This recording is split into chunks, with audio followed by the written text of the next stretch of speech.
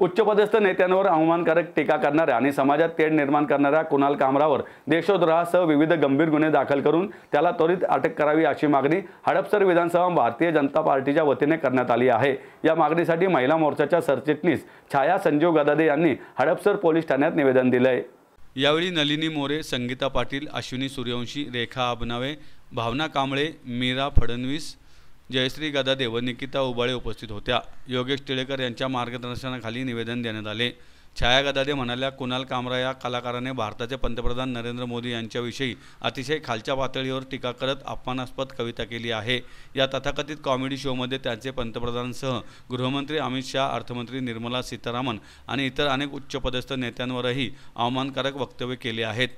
नरेंद्र मोदी यांच्या नेतृत्वाखाली भारताचा विकास मोठ्या प्रमाणात होत आहे।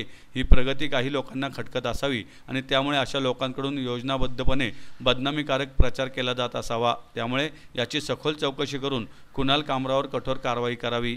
यावेळी पुणे शहर ओबीसी मोर्चाच्या सरचिटणीस स्मिता गायकवाड यांनी देखील कुणाल कामरावर त्वरित कारवाई करून त्याच्या कार्यक्रमासह यूट्यूब चॅनलवर आजीवन बंदी घालण्याची मागणी केली।